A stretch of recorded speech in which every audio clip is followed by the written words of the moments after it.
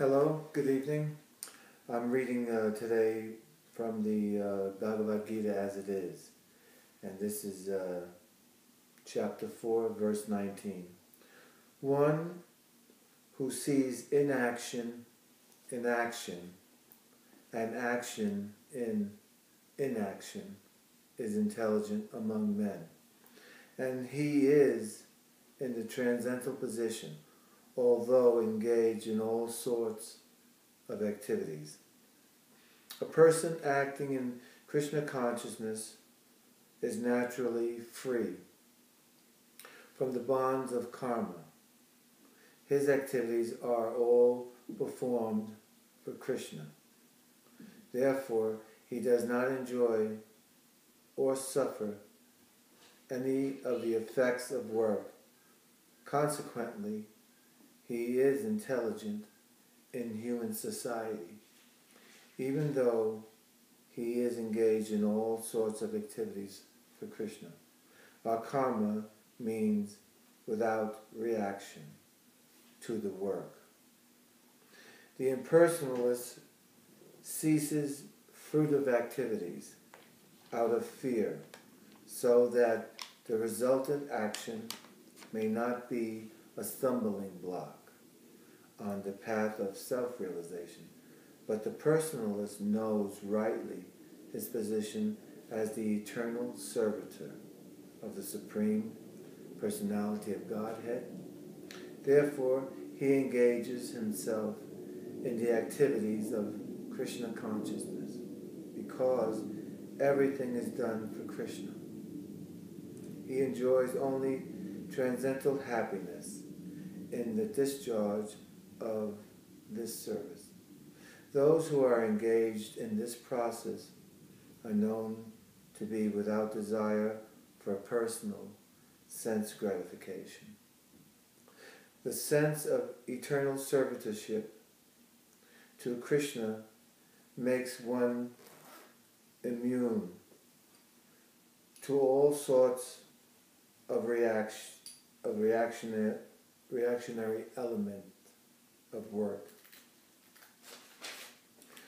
One is understood to be in full knowledge, whose every endeavor is devoid of desire for sense gratification. He is said by sages to be a worker for whom the reaction of work have been burned up by the fire of perfect knowledge. Only a person in full knowledge, in full consciousness, Krishna consciousness, because the person in Krishna consciousness is devoid of all kinds of sense gratificatory propensities. It is to be understood that he has burned up the reaction of his work by perfect knowledge of his constitutional position as the eternal servitor of the Supreme Personality of Godhead. He is actually learned, who has attained to such perfection of knowledge. Development of this knowledge of eternal servitorship to the Lord is compared to fire. Such a fire, once kindled, can burn up all kinds of reactions to work. Abandoning all attachment to the results of his activities. Ever satisfied and independent, he performs no fruitive action, although engaged in all kinds of undertaking. This freedom from bondage of action is possibly only in Krishna consciousness. When one is doing everything for Krishna, a Krishna conscious person acts out of pure love for the Supreme Personality of Godhead and therefore he has no attraction for the results of the action. He is not even attached to his personal maintenance, for everything is left to Krishna, nor is he anxious to secure things, nor to protect things already in his possession. He does his duty to the best of his ability and leaves everything to Krishna. Such an unattached person is always free from the resultant reactions of good and bad. It is as though he were doing everything. It's as though he were not doing anything.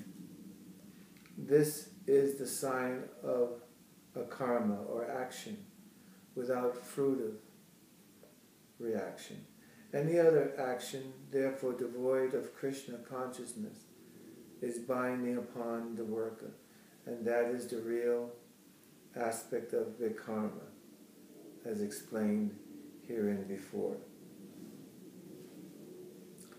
Such a man of understanding acts with mind and intelligence perfectly controlled. He gives up all sense proprietorship over his possession and acts only for the bare necessities of life. Thus working, he is not affected by sinful reaction. Krishna-conscious person does not expect good or bad resultant in his activities. His mind and intelligence are fully controlled. He knows that because he is part and partial of the Supreme, the part played by him as a part and partial of the whole. He is not his own activity, but is only being done through him by the Supreme. When the hand moves, it does not move out of its own accord, but by the endeavor of the whole body. A Krishna-conscious person always dovetailed with the supreme desire for. He has no desire for personal sense gratification. He moves exactly like a part of a machine.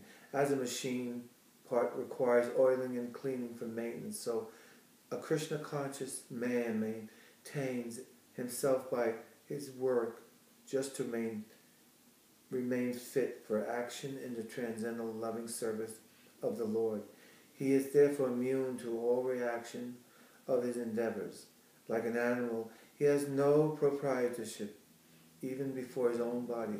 A cruel proprietor of an animal sometimes kills the animal in his possession, yet the animal does not protest, nor does it have any real independence.